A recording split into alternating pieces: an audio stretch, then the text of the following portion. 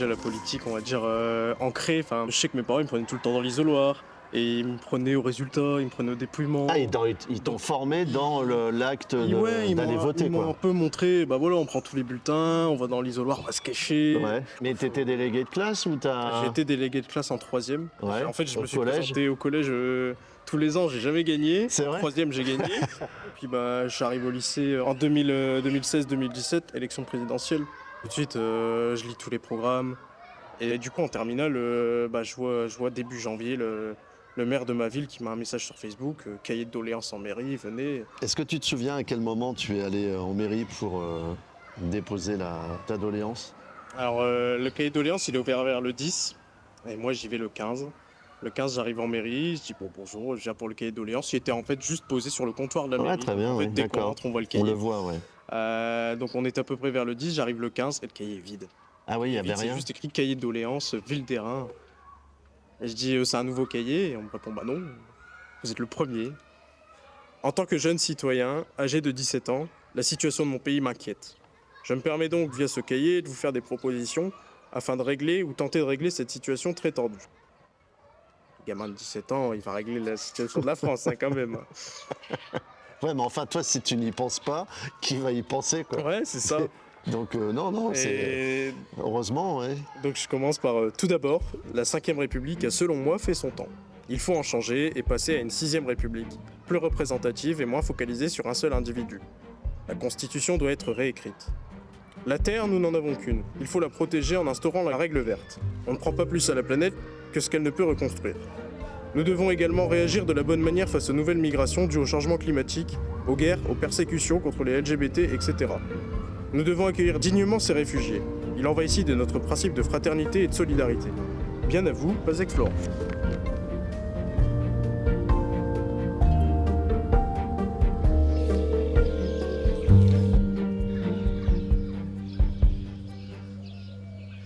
Permanence députée Sacha-Ollier, bonjour. Oui, bonjour madame.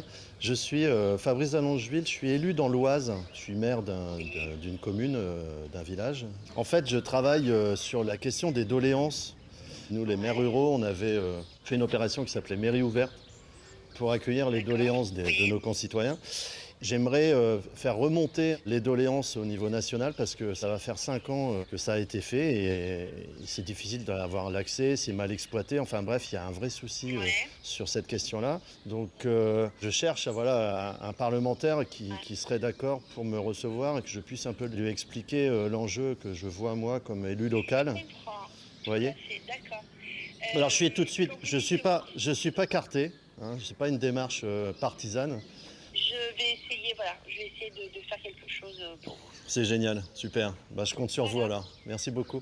Pas de soucis, bonne journée à vous. Ouais, vous aussi. Au revoir. Merci, au revoir. Je trouve que c'est une bonne idée. Et il faudrait quoi, les numériser? Ben, en fait, c'est vraiment pas très compliqué. C'est de la numérisation au kilomètre de documents, quoi. Et dans le cas des archives, dans le cas des doléances, mais c'est vraiment, franchement, c'est pour des raisons politiques, elles sont pas sorties, c'est pas pour des raisons techniques, quoi. Donc, il faut pas nous la raconter, quoi. Moi, je pense que c'est une bonne idée de le rendre public et c'est un bel exercice qui a été fait. Le président de la République l'a voulu, il est encore là, on peut peut-être l'exploiter jusqu'au bout, ce truc-là. C'est ce que je Moi, crois suis aussi, plutôt ouais. Voilà. Super. Bon, bah, merci de m'avoir répondu, Jérôme.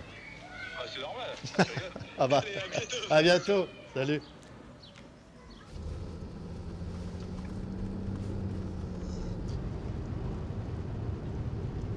J'ai pas toujours voulu être maire.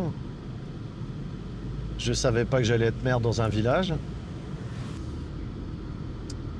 Et puis il y a un moment où j'étais beaucoup plus engagé politiquement et on commençait à me dire peut-être que tu devrais viser une plus grande commune. Ce serait peut-être bien pour préparer les élections, des élections plus importantes, etc. Et en fait, j'ai refusé. Je me sentais bien, beaucoup mieux à faire des projets dans un village, en fait. Ça correspond plus à ma vie. Hein. Parce que moi, je suis né j'ai toujours vécu à la campagne, en fait. C'est plus attachant, la ruralité, je trouve. Et de voir la disparition des commerces, des services publics, en fait un démantèlement assez profond de ce qu'a construit la République. Finalement, je trouve qu'il y a plus de combats à mener à la campagne qu'en ville, quoi. Donc on est bien, je suis bien dans un village.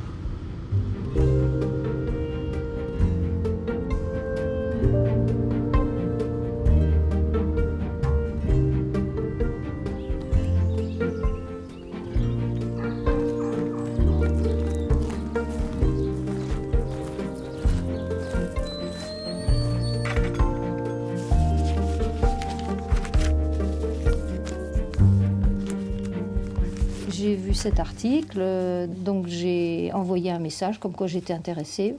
Et puis après, elle m'a contactée et elle a commencé à m'envoyer les doléances que vous avez sous les yeux.